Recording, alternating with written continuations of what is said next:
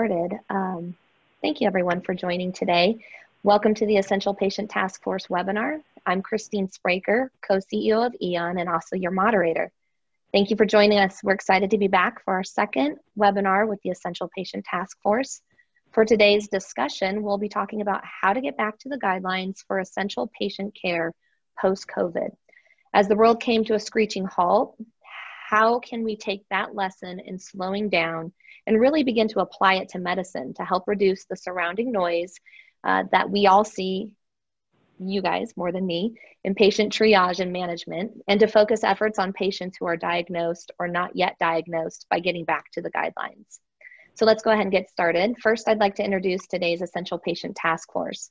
This task force is a rotating panel of physicians, care coordinators, and hospital administrators. Joining us on today's task force, we have Dr. Erika. She is our Chief Science Officer and resident expert in analytics, EMR optimization, lung cancer screening, actionable findings, diagnostic imaging, and clinical decision support, just to name a few.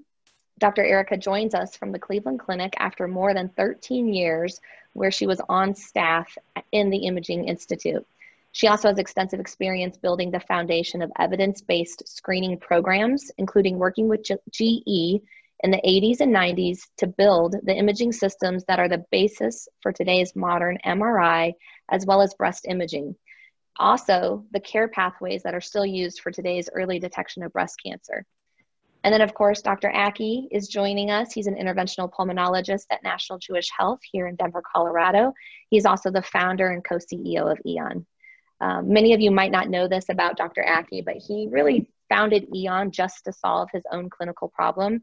That problem was knowing when a patient had an abnormal chest finding and being able to track that patient and their longitudinal care through evidence-based guidelines. He's always grounded himself to that and really treats his nodule patients in accordance with the ACCP's algorithmic approach to pulmonary nodule management. So both of you are expertly qualified for today's discussion on getting back to the guidelines. So I think we should go ahead and get started. Thank you for being here. I'd like to start today's discussion by asking you, Dr. Erika, just to spend some time sharing your thoughts and reflections that you've had over the last 12 weeks. And if you don't mind, I'll just go ahead and open up to you right now. Thank you, Christine, and thank you both, Christine and Aki, for inviting me to be a panelist today. I'm really excited to talk to you about my experiences and thoughts and conclusions regarding actionability post-COVID. So to start, for a certain extent, we're all tired of hearing about, speaking about, and worrying about COVID. However, it remains a significant, albeit unwanted guest that has been foisted upon us, and it will remain a guest with us for the foreseeable future. When the initial stay-at-home orders were implemented, we needed to adjust to the new normal, juggling activities of daily living like work, food, and family with new ground rules. No more running 12 errands on a Saturday morning between the gym and traveling basketball, no crazy traffic, parking, debate tournaments, or carpools. The result of billions of people changing what they do and how they do it had a profound impact on our planet. As the streets, offices, and factories emptied, the noise of daily life ended. Traffic, streetcars, trucks, trains were silenced, and the world quieted. Literally, the seismic levels dropped globally, often by over 50%. Pretty amazing. Today, in cities large and small, the roar of civilization, the vibrations of enormous crowds jumping up and down and cheering in Barcelona during football matches no longer registers. Traffic in Los Angeles, amazing. Decrease of over 50% in noise. Morning rush hours across the world registered a 30% drop. And college campuses registered 50% decrease, if you can imagine. As a result of this quieting, the planet's natural tectonic motion is being recorded more clearly. This increased sensitivity is a direct result of the relative absence of noise because it's easier to hear. For example, a phone in the library or restaurant is much more conspicuous than in a concert. Taking that as an analogy, in the absence of noise, you also have the opportunity to pause and think and realize what opportunities are presenting us. So what can we learn? What can we accomplish if we focus differently and work differently? Can we hear what's working, what's not working, and where those opportunities lie? So Dr. Erika, that's extremely interesting, and I don't know if I had realized that it was actually measurable. When the world stopped for COVID and the noise of the daily life was gone, I think we all were able to sit and just truly focus a little bit more. How do you recommend that we maintain that going forward?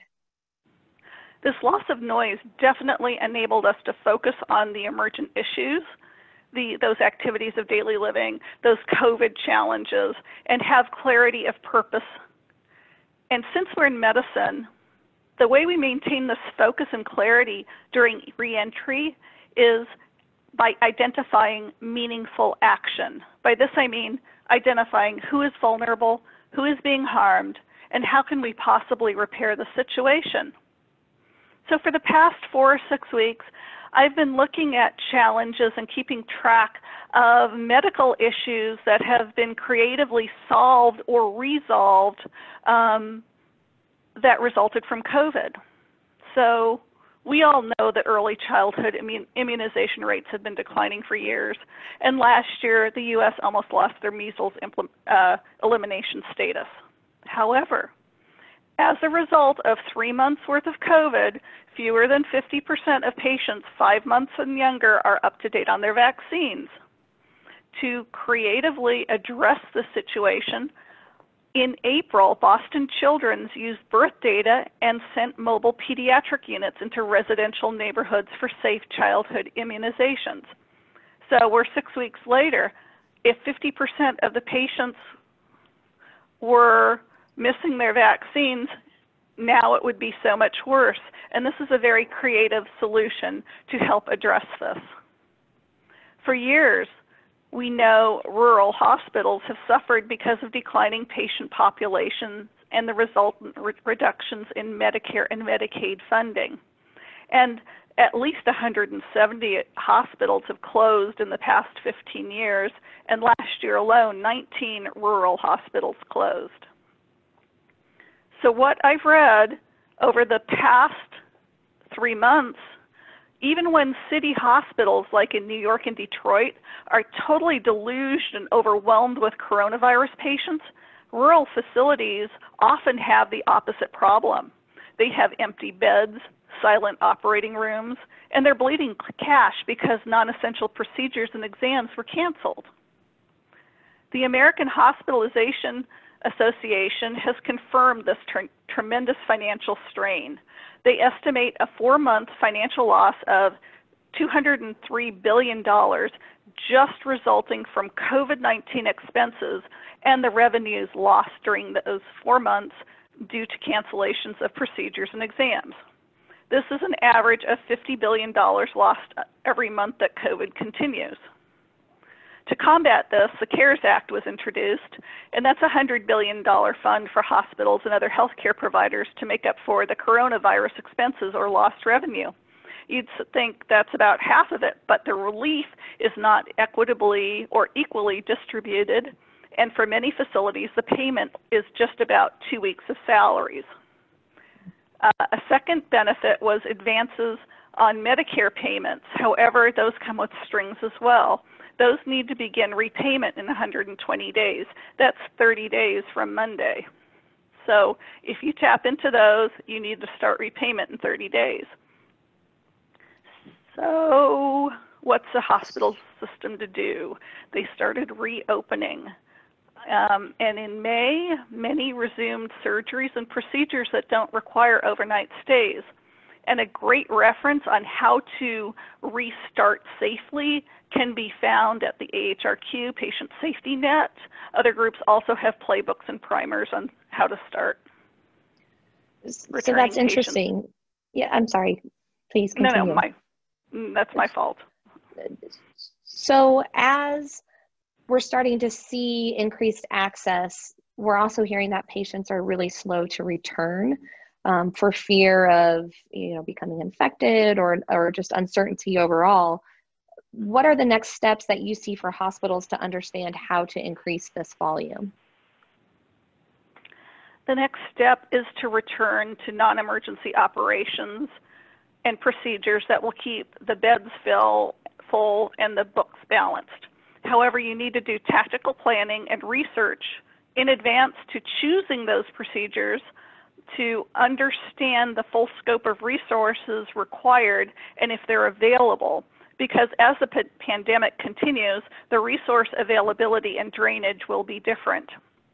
There's a treasure trove of data created by the Michigan Value Collaborative, and it was funded by Blue Cross Blue Shield of Michigan, and it's based at the University of Michigan.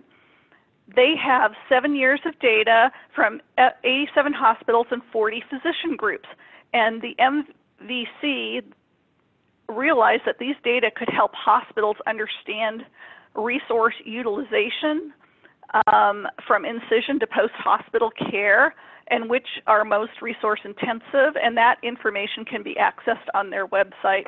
And Christine and Aki told me they would have a reference guide for you after the talk. Absolutely. So when cancellation of non-essential procedures and exams happened, there unfortunately only one side effect of COVID on patients and healthcare systems. Some conditions fall into a gray zone of medical risk. While they're not truly emergencies, if they're not addressed, they could become life-threatening or leave patients with permanent disabilities.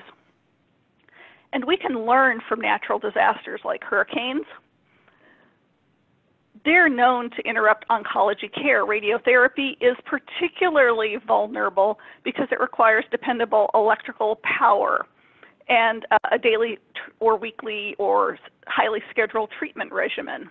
Last year in JAMA, Nogueira and colleagues analyzed hurricane disaster recovery and impacts on radiation therapy for patients with locally advanced non-small cell lung cancer. Not unexpectedly, longer disaster declarations were associated with worse survival. So I dug a little bit more into this. Lancet Oncology 2018, as well as the Journal of General Internal Medicine, January 2020, have extensive reviews of natural disasters and their impact on cancer care. While we have precedent to understand the impacts of hurricanes, this pandemic is lasting much longer than a natural disaster, so the outcomes could be even worse than has been published. According to a survey by the American Cancer Society's Cancer Action Network, this happened in early April, end of May, nearly 1 in 4 cancer patients was reporting delays in their care because of the pandemic, including access to in-person appointments, imaging, surgery, other services. Incidentally, blood supply rationing was noted because it was preventing transfusions needed to reduce anemia and allow chemotherapy to continue or to begin. So it's very clear that delayed or changed or rescheduled treatments are disturbing for people with cancer or at high risk of cancer diagnosis. The survey was unequivocal in that. In addition, the delays are a contraindication to everything we believe in: finding disease early, treating it as soon as possible for the best possible outcomes. This is the mantra we were raised with. However, cancer patients are also vulnerable and in need of protection. They have high odds of becoming severely ill if they contract the virus. Absolutely, and it's such a conundrum too that our patients are facing. Is this the new choice of patients in the age of coronavirus? It's where hospital economics and vulnerable patient care intersect in our COVID reentry world. I believe it is a conundrum, but I also believe it's an opportunity. And ASCO and the CDC have teamed up to provide modified treatment guidance to care for our cancer patients while minimizing their risk. They are quite strong in their statements that cancer doesn't care about COVID, and they frequently update these guidelines and include referrals to other professional societies' guidance documents. They address the complete range of cancer treatments and open the conversation of non-conventional administration methods, such as how to consider and evaluate home infusion of chemotherapy drugs, if there are medical and or logistical issues, or if these are feasible. In some situations, they also suggest, like early stage breast cancer, where you have neoadjuvant therapy available. The ASCO and CDC suggest considering neoadjuvant therapy instead of simply delaying surgery for these patients.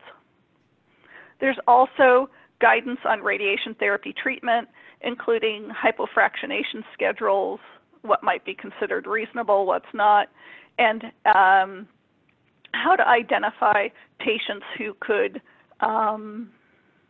be at a lower risk of harm if schedule changes occurred, or if the treatments could be safely delayed. So everything I'm seeing in the news and reading, there are a lot of guidelines for patients who are currently diagnosed and how to safely begin to see them again. What about that gray area where patients may have had some type of abnormal finding, but haven't had a diagnosis yet, or folks who have been enrolled in screening programs, but it's been delayed, or they haven't even had their baseline exam yet? What guidance are you seeing around these types of scenarios, Dr. Erika? You've just identified another huge issue. Some practices have reported a 70 to 80% decline in new cancer diagnoses coming through their door.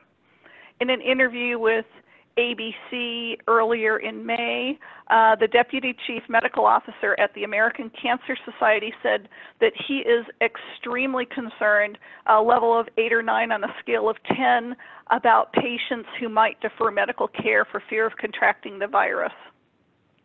So they provided general guidance on whether and when screening should happen.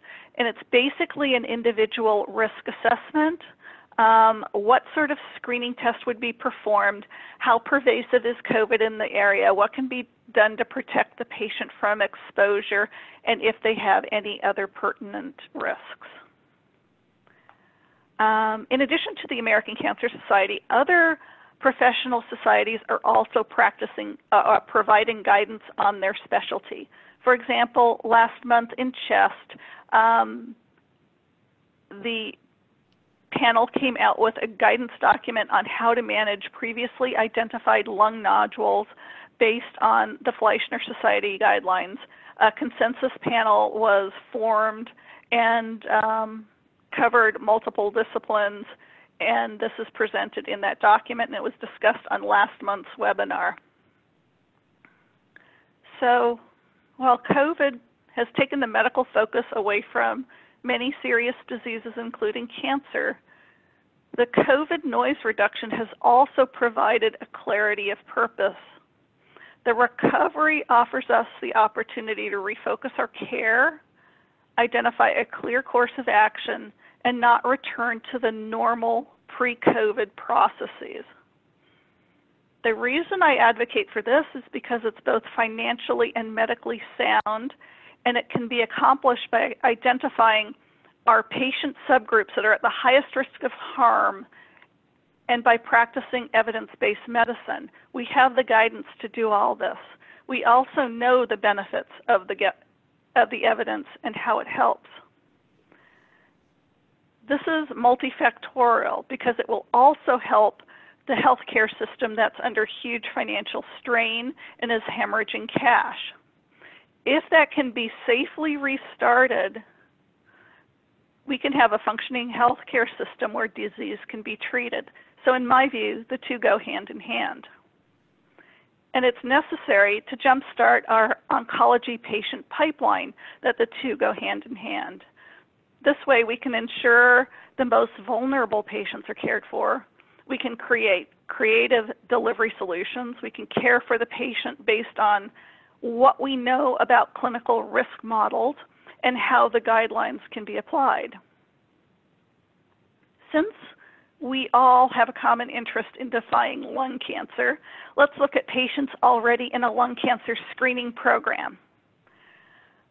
According to the American College of Radiology, a lung-RADS 4B patient has a greater than 15% chance that the suspicious nodule is cancer.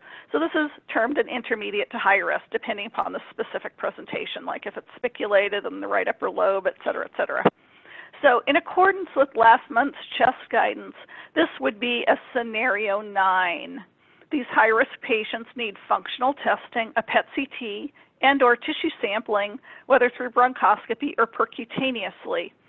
And it should happen soon. And the answer is why, or the question is why, and the answer is to expeditiously start treating patients with malignant nodules. These patients are at high risk, and we know that they have relatively short volume doubling times. So a lung cancer nodule with less than 150 days, which is 5 months of doubling time, is highly indicative of cancer and highly indicative of having a worse survival and a worse outcome. So if we have a 4 or 5 month delay, this essentially doubles the nodule volume. Volume is basically the cube root of the radius, which is half the diameter. So if you double it, it's a factor of 1 1/4 between friends. So a 10 millimeter nodule goes to 12 millimeters over 4 to 5 months. It's pretty easy math if you multiply by 25%. And what we know is that biopsy-proven lung cancers with less than a 2-week delay to treatment were correlated with increases in tumor size. And that was presented by Byrne et al. In a 2015 publication in the Canadian Association of Radiologists. In addition, the team I mentioned earlier about the radiation therapy in the 2019 JAMA article, Noriega, found that even a few days of discordant treatment would affect the survival of non-small cell lung patients. So depending upon the specific treatment and the specific risk factors, all of these 4B patients will need some sort of imaging or tissue sampling, and at least one of the 6 needs curative surgery, radiation therapy, chemo, a host of support services, and will jumpstart your oncology patient pipeline. So this is financially and patient care-wise a great solution. The answer to the reentry question Christine posed is guided by evidence. Reduce the noise of normal, reduce the noise of annual, and use the guidelines to focus your energy and activity on recovering those high-risk patients and making the right healthcare delivery solution safe for them. Yeah.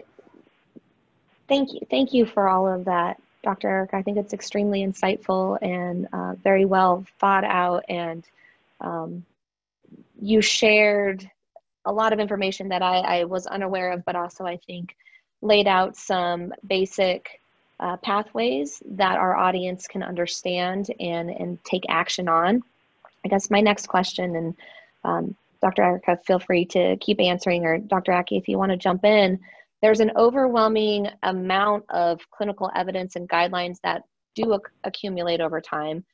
There's also a consistency issue where one article may contradict another.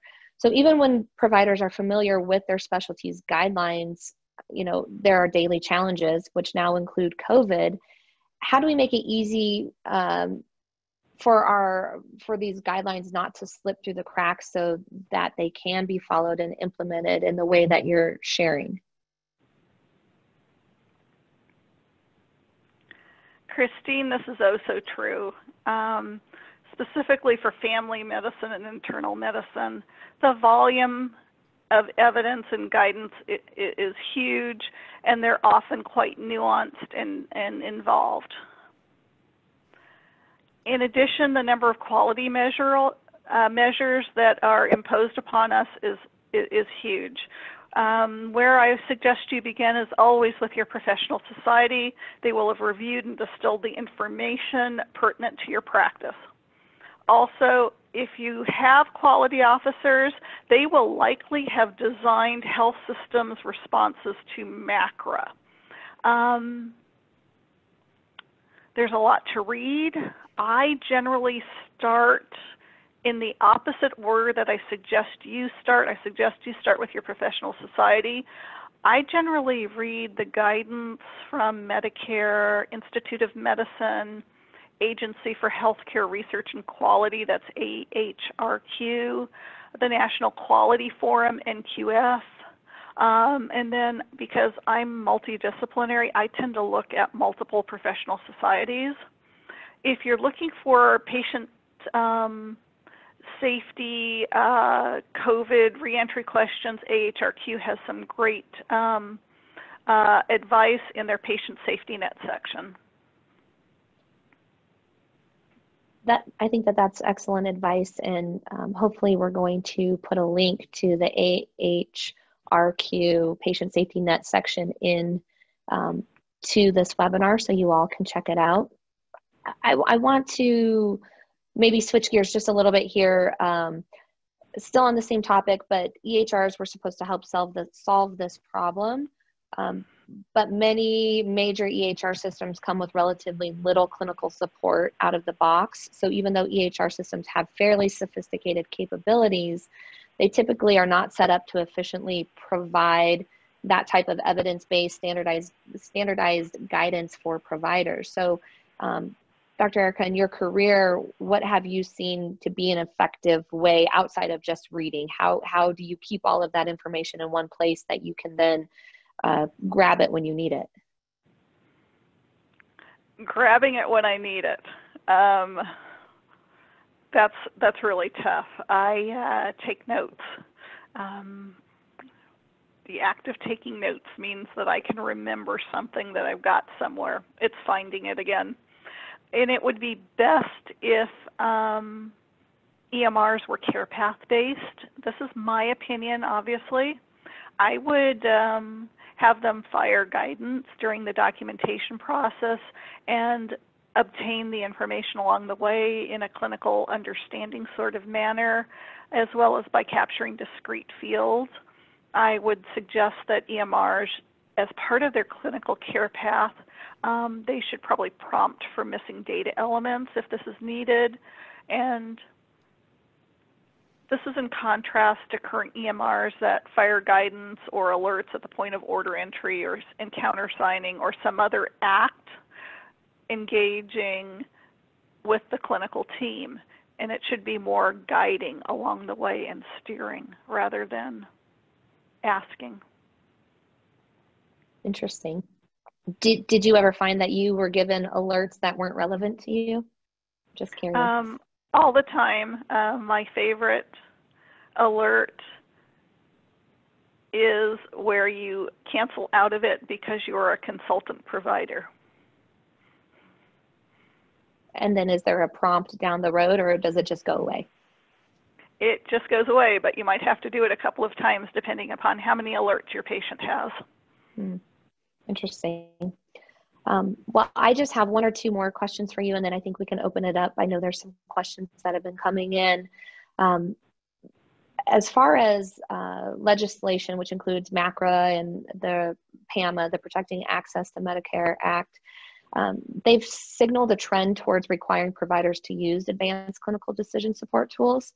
So PAMA, which I know you're extremely familiar with, requires physicians to order advanced diagnostic imaging exams to consult government-approved evidence-based appropriate use criteria, using these clinical decision supports as a condition of reimbursement. So as the person who was responsible for ensuring that CCF was prepared for PAMA, did you find this regulation beneficial, and how did it impact physicians?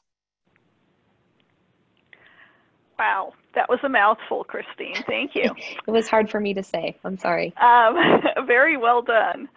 So this falls under the clinical guidance that we just spoke of with the EMR. that it would truly be beneficial for the clinical teams, much more beneficial than slapping your hands after doing the wrong or making the wrong choices, or perhaps a not exactly perfect clinical decision support process. It would be much better if it was care path based. So if I talk about our experience at the clinic, it's a very different system than most. We started exploring PAMA type things and decision support almost 10 years before we needed to implement, so we were very proactive.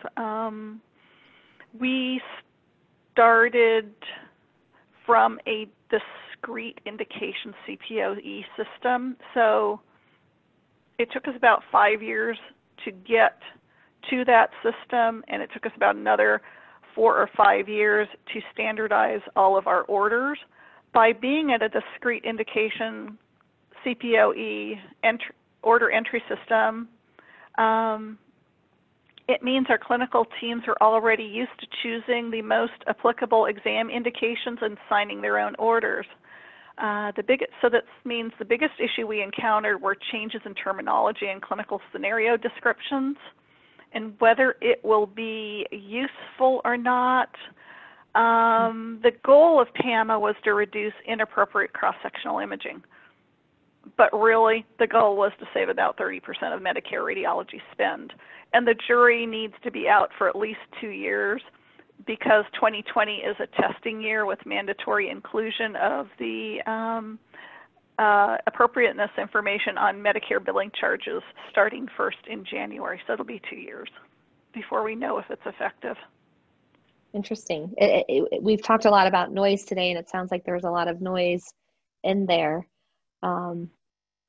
As you talk about driving out the noise, and we focus on, and reflect on the last 12 weeks when it was quiet, I think my final question for you today, and then we'll open it up, is as clinicians are constantly bombarded with emails and the alerts and the EHRs, like you mentioned, and articles and notifications, what advice do you have for our audience to quiet all of this noise and control the chaos so that they aren't distracted and really can focus on what we're calling the most essential patients, or those patients who are diagnosed and treatment has been delayed or are needing to be diagnosed soon? So first, it takes about 3 weeks for a new process to become habit. So that's been something you need to bear in mind, is to be patient with yourself. But when I approach focusing and working on things, I think about how I structure my day and week so that I can block off some time with few interruptions so I can think, read, and or write, which is not necessarily what everyone needs, but the key is to have a basic game plan about how you spend your time, whether per week or per day, and what you need to have accomplished. So without this, you really don't have a scope. So I personally don't schedule 20% of my time. This is for managing emergencies or dealing with whatever unexpected happens. I also always set aside 20% of my time to focus on the future. This is needed to build out the plans and lay the foundation for the next couple of months. The other 60%, well, make sure your meetings are short and focused. Do you really need to attend all of them? Do you add value, or is it just good to know? I use my inbox as a to-do list after I finish something, a project, a program. I file everything associated with that task, project, and I move on. I try to touch things once, finish it the first time, instead of going back again and again. So what I would do starting on Monday, I would start each day and focus on the future for an hour or two and identify those 4 or 5 patients most urgently needing care and decide on what options are applicable to them, what are the risks, and what the risks of delay to them are. This is part of the discussion you're going to need to have anyway to overcome the patient's fear of COVID. You can do this per week as well. Set aside a larger chunk of your time to review your patient portfolio and systematically think about caring for your patients and what would be best to reduce the risk in your portfolio. Thank you for that. I think that was incredibly insightful. I don't have any more questions for you, Dr. Aki. I feel like this is the most quiet I've ever heard you. So I'm going to go ahead and open up for Q&A with the audience. You can certainly chat in your question at the bottom through chat, or you can do the Q&A and we can answer it live or type out the answer as well. We do have a couple questions that came in ahead of time. So I'm going to go ahead and ask from Ann Milliken, who's an oncology nurse navigator at Torrance Memorial Medical Center. She asked, what will happen to the marginal population who are about to lose their health insurance because they are about to lose their jobs due to COVID-19?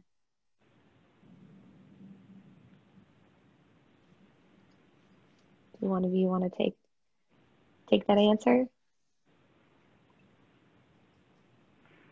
Aki, I've been speaking for a while. I'm happy to. Yeah, go for it. I think that, I'm sorry, I'm having some technical difficulties over here, everybody, so I apologize. I love it. So, yes, this is a big issue. This is a huge challenge. So, first of all, the federal government has insured patients that they will have their COVID-19 tests paid for, but they have not ensured that their COVID-19 care will be paid for. They have given additional unemployment benefits, but they have not extended existing health care past the 3-year COBRA limits. So the first 18 months of COBRA, you pay the combined amount of what your employer and you used to pay. After that first 18 months period, yes, make me motion sick, Aki, then you pay the market rate. So this is often the most expensive option. So if one becomes unemployed, the first thing you do after applying for unemployment insurance is assess your eligibility for Medicare and then for the state offered ACA plans, because those will be your 2 cheaper options.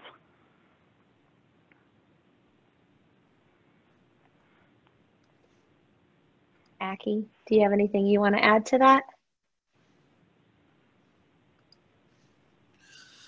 Yeah, I think that, you know, there's the healthcare has always had to handle patients who don't have insurance. And so, you know, this is a bigger, I think, issue than what, you know, we're trying to handle here. But, you know, I'm hopeful that there are jobs that provide insurance and other mechanisms for insurance regardless. So, you know, for this one, I think I have a lot of thoughts about, you know, how do we provide health insurance to everybody? And for me, it always comes down to the same thing, Christine, right? That healthcare costs too much, right? And for people to actually be able to afford healthcare, job or not job, just as a country, any country, healthcare has to be affordable. And if an individual can't afford healthcare themselves, it becomes very difficult as a country to afford healthcare.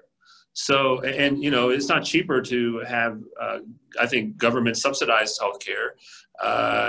We just need to figure out how to decrease costs. And I know here at Eon, what we try to do is try to operate in a mechanism where we can offer technology, at least, at a fractional price and do our part to decrease the spend for technology, and then also when it comes to how much you have to spend for operationally to serve a particular patient population. And as we bring, you know, what COVID's done is now that there's no fat cats in terms of hospitals. And so they're having to figure out how to deliver better quality healthcare at cheaper prices. And I think once we start to knock down prices in every aspect of healthcare, that's how you solve the insurance problem. But that's another story, I think, Christine. So I'm going to piggyback on that with Cindy from Henry Ford. She says it may be months before people have both jobs and insurance back, but is there an alternative or support system that is available for those high-risk patients to continue with testing and treatment? Yeah, listen, I mean, like with some of our clients, what they have is that you don't have a PCP and you're unassigned, and you know, there's a lot of different mechanisms for people without health insurance to actually get health care. Right. And regardless if you have insurance, in my mind, in the environment that we have currently, there's no better advocate than yourself for your own patient care.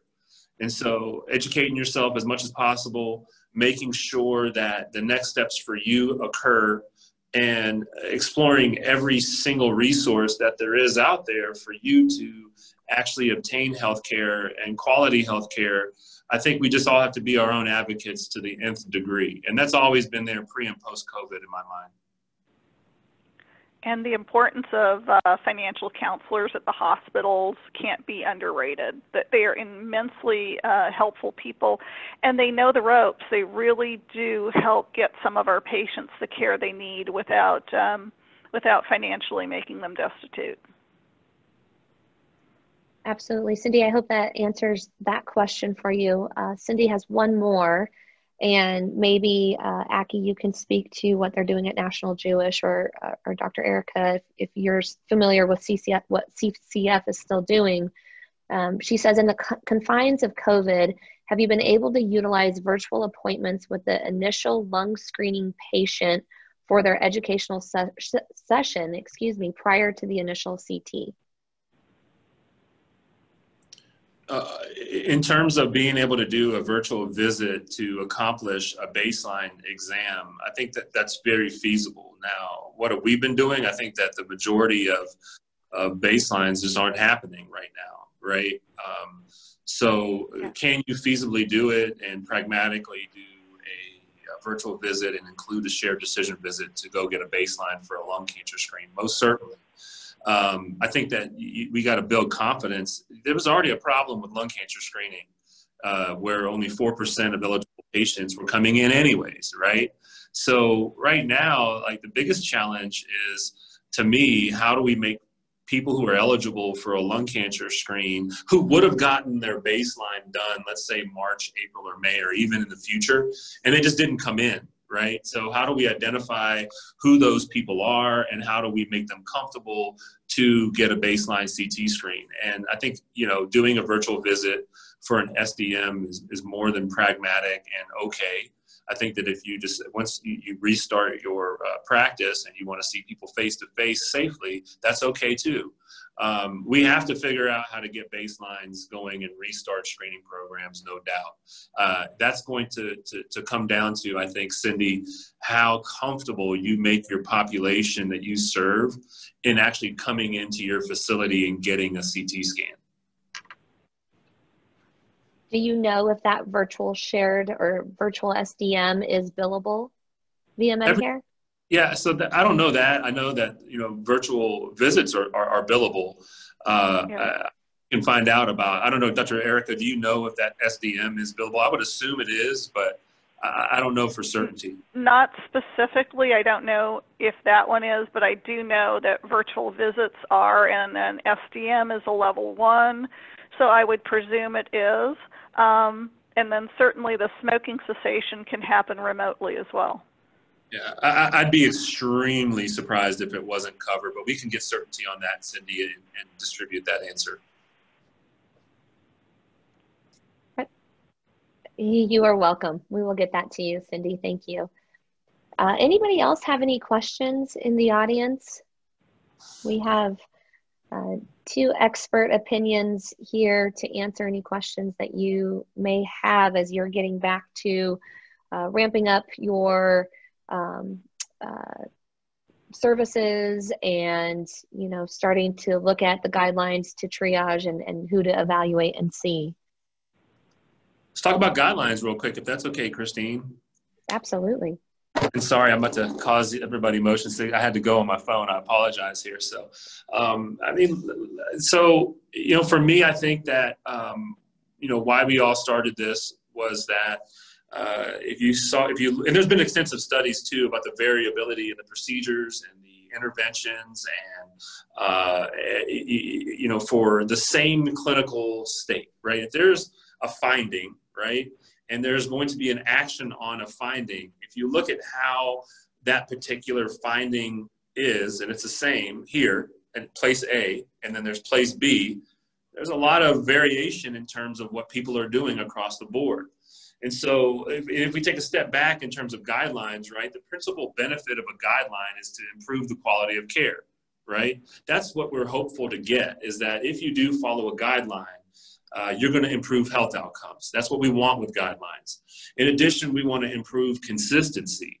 And so guidelines offer a remedy to, making it more likely that patients will be cared for in the same manner, regardless of where or whom they're treated by, right?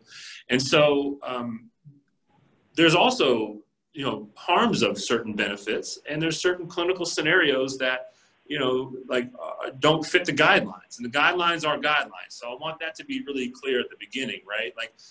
I'm not saying that we need to be extremely rigid about the guidelines, but if you look at what's happening across the United States, right, there's not and in the world too, right? There's no system in place that's identifying findings, right? And then there's no system to systematically be able to handle that volume of findings to then understand who needs true action, who doesn't, when they should be acted on, and then who are the patients that have some variation from the guideline and how the guidelines and how they were set up. And that needs to be dealt with either a team or some sort of clinical decision process that gives that patient the most optimal next step, right? And so for me, if you look at where we've been doing this for about 5-6 years now, and it's really migrated a little bit to where what we found is that most people are spending the most time on patients who are low risk, right? And the guidelines are being really not followed for some of the higher risk patients. For example, a LUNGRADS1, right? What's their likelihood of having cancer?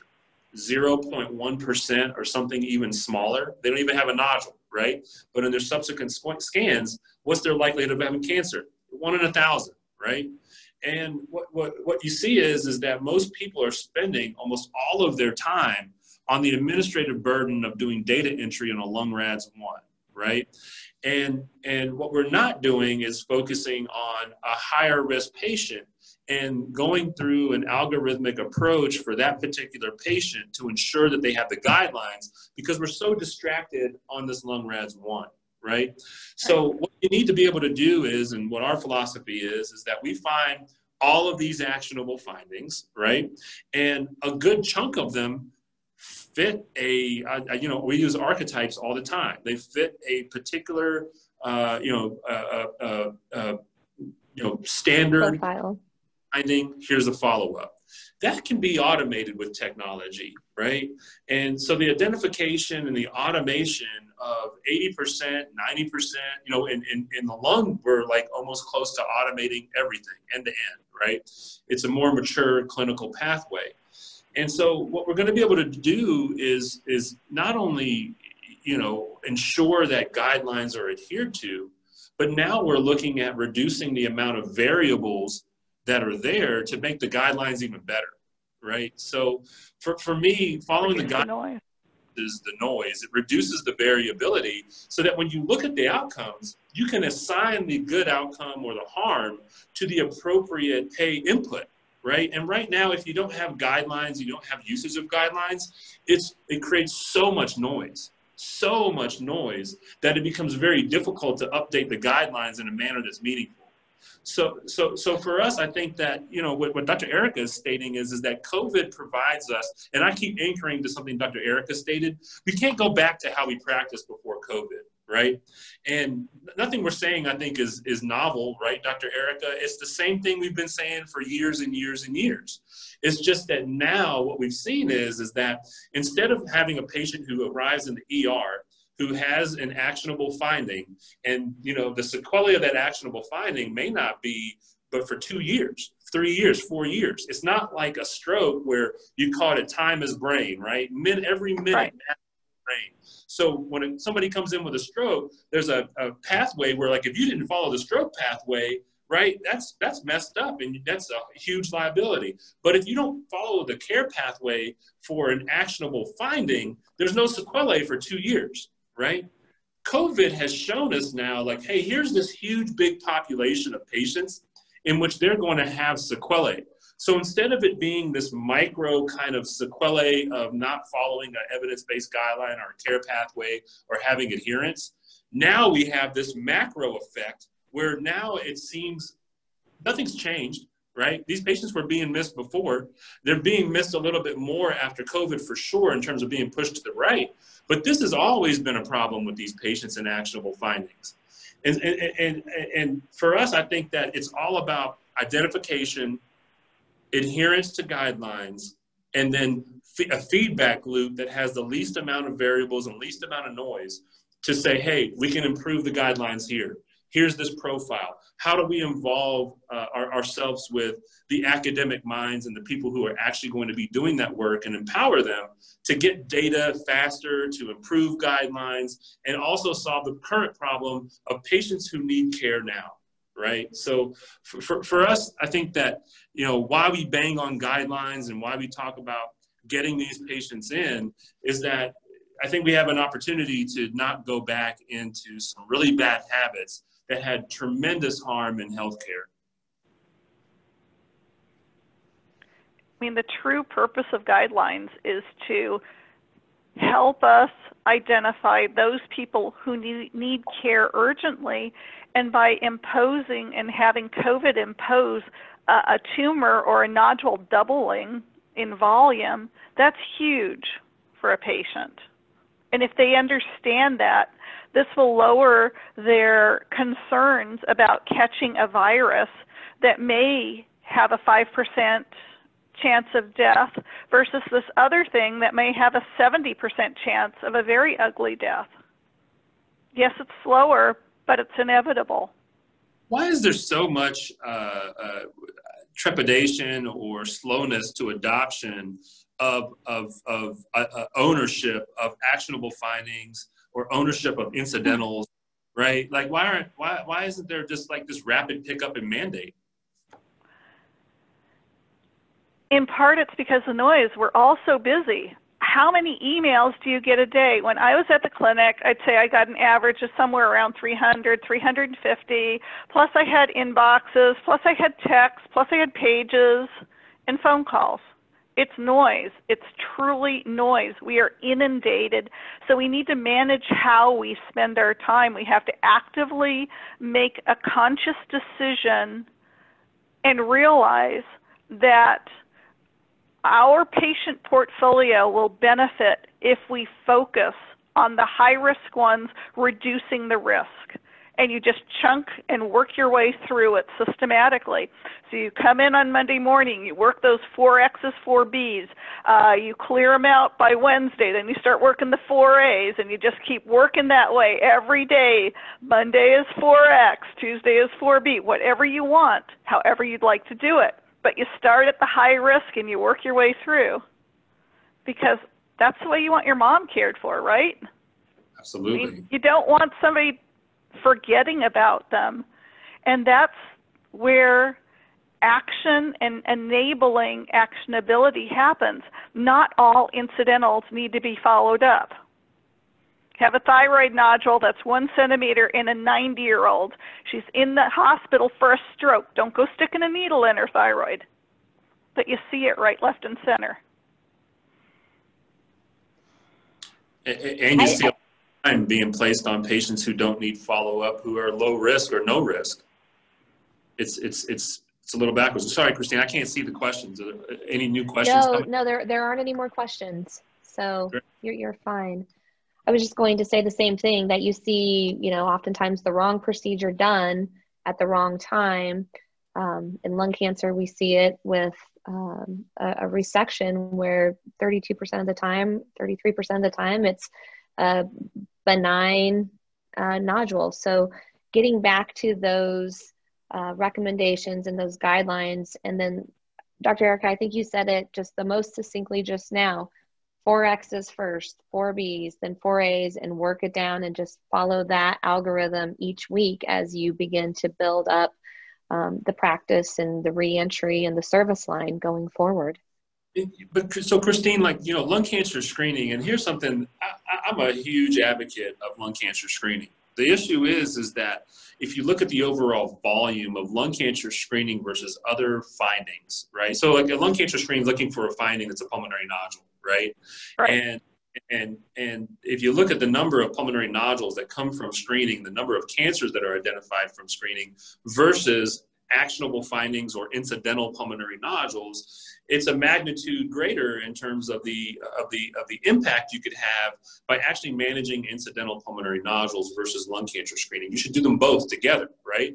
But there's Absolutely. such a burden for lung cancer screening that it's become very, very difficult to do, like you said, the volume, right? So how do we make it to where we can actually manage that volume of true actionable findings in healthcare? What is actionable? We need to define and separate actionability from incidentals. So an incidental is something that's not previously known, that was detected incidentally. So we're doing a lung cancer screening exam, and we notice aortic ectasia. So the abdominal aorta is 25% enlarged. It's not yet aneurysmal. We report that as an S modifier. That patient needs to be referred to medical cardiology. That patient needs to be tracked to make sure that they don't have a family history, and it doesn't enlarge, and it doesn't need to have a stent placed, and it doesn't rupture and show up in the ED. And I think what our goal is to try to blend both clinical workflows, automation of repetitive behavior, and an algorithmic approach to try to identify and decrease the burden of certain interventions that would result in guideline adherence and capture.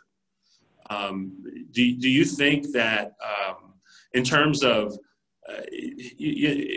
how long? What's your timeline? You think before that actionable finding holy grail is hit, end to end, fully automated? I don't think there are enough guidance for as many findings as we have, Aki. Yeah. I think we will be busy for many years, but if the true spirit is met, we should be able to do that quickly, right? We need to alert people that there's a finding, and whether it's actionable or not. And if there's something you don't know, you put it in a bucket for personal review. Yeah, that's always what has to happen. Guidelines work on average. They work for 80, 90%. 80 or 90% of the time, it's a horse. It's not a zebra that's coming knocking on your door. So when it's a zebra, you need to look at it as one. And your point's, I think, super valid, right? Like 80% fit the guidelines, then you shouldn't be spending your 80% on low risk or somebody who could be followed up algorithmically. And the 80% of your time should be focused on complex patients who need coordination of care and clinical decision making that is not met within the structure of a guideline. And I think that another point that you made that's extremely important is that we don't have those pathways or algorithms set up for many findings that are out there. And without that, you have a ton of variability and inability to systematically, as a healthcare system, manage those particular patients effectively. So I think that what I'm hopeful for, Dr. Erika, is that all of our labor as a group, and even you know, hospitals themselves too, is that all of this labor to try to get to a paradigm shift where patient management is number one and patient optimization and clinical outcomes is number one over everything else, right? I hope we get there sooner than later, right? Because that's what we're talking about, is putting the patient at the top, putting the patient at center, and focusing on what really changes their outcome. That's what quality is. And that's the reason we got into healthcare. Quality is better outcomes. It's all about quality. I hate to stop the conversation here, but we're up on our time. We're at the top of the hour. Thank you both for joining. It's been wonderful. We're about to lose you again, Aki. Everybody, thank you. All the from the audience, thank you for joining us in today's discussion. This will be up on our website later. Appreciate the thoughtfulness and the time and the insight. Thanks, everyone. Bye. Thanks for having me. Bye now. Thank you, Dr. Erika.